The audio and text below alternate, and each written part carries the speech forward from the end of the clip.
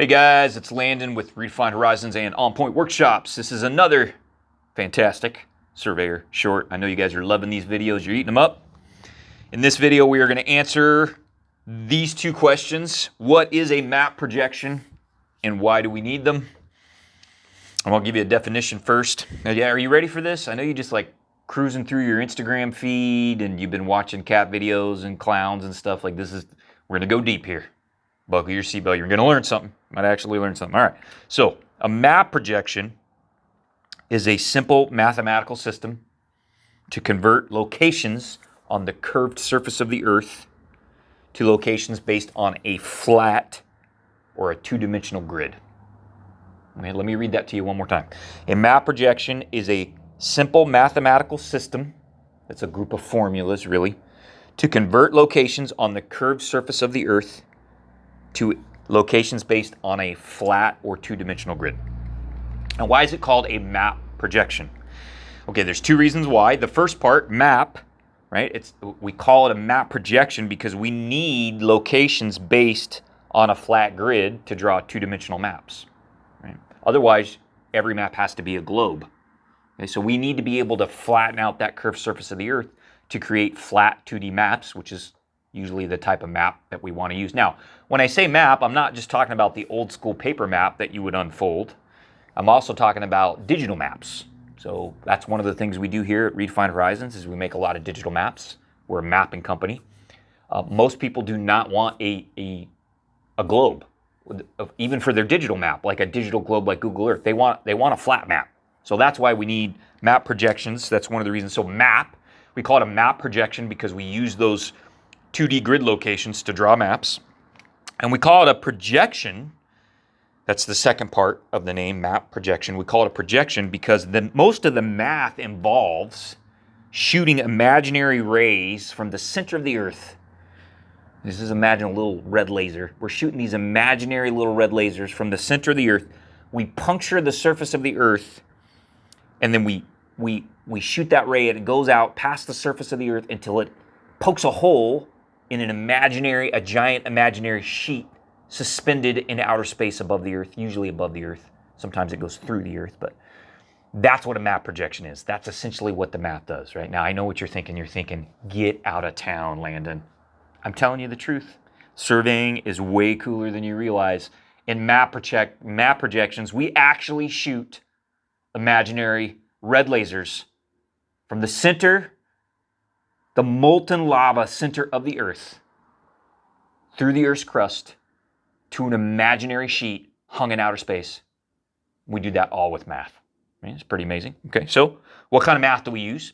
It's actually pretty simple math. You don't need any calculus. It's algebra, geometry, and trigonometry.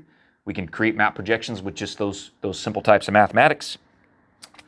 We commonly use 2 or 3 or maybe 4 types of three-dimensional shapes to create our map projections. So what we basically do is we take a three-dimensional shape and we mathematically suspend it above the surface of the Earth, and then we take that three-dimensional shape and we unfold it until it's flat. And so what kind of three-dimensional shapes do we use? We use cones, we use cylinders, we use planes.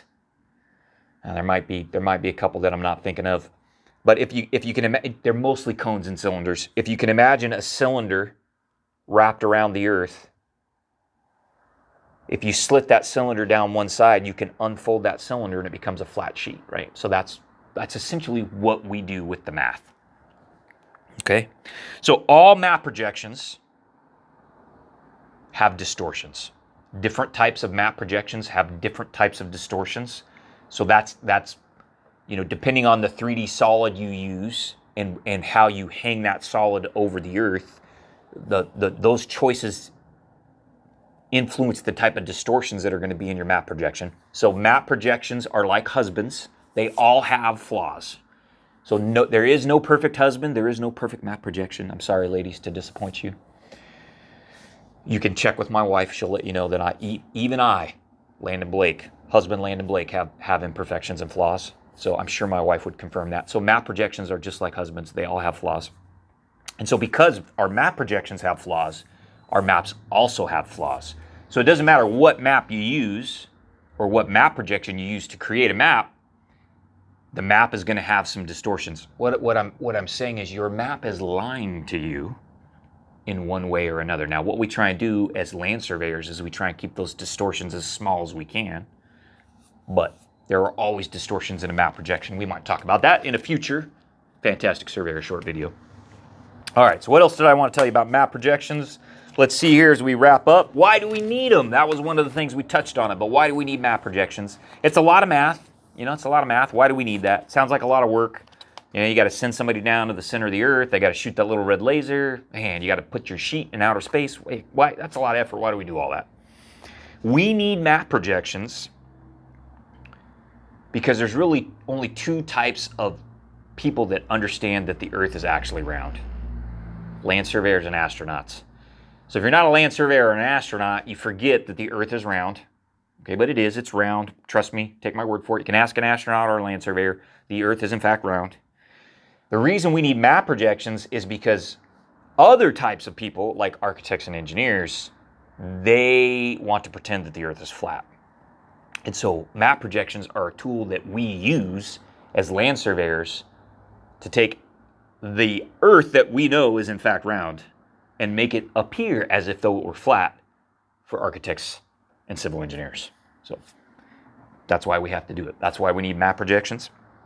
Now, I will tell you that cartographers, which is a fancy name for people that make maps for a living, cartographers also use map projections.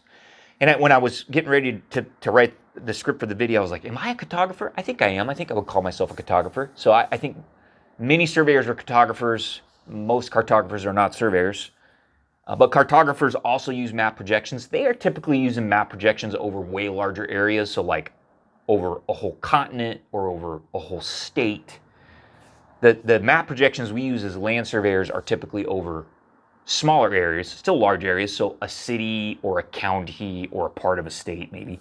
And we're concerned with much smaller distortions than cartographers typically are.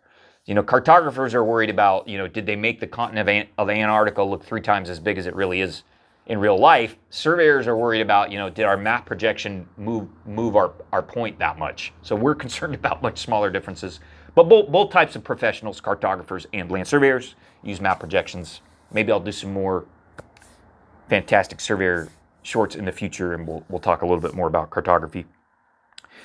So there you go. Now you know what a map projection is. Right? It's a mathematical system that we use to flatten out the earth so that professionals like architects and civil engineers can pretend that the earth isn't round. It's another wonderful piece of dinner trivia that you can use to impress your friends at your next party, straight from your favorite ruggedly handsome land surveyor.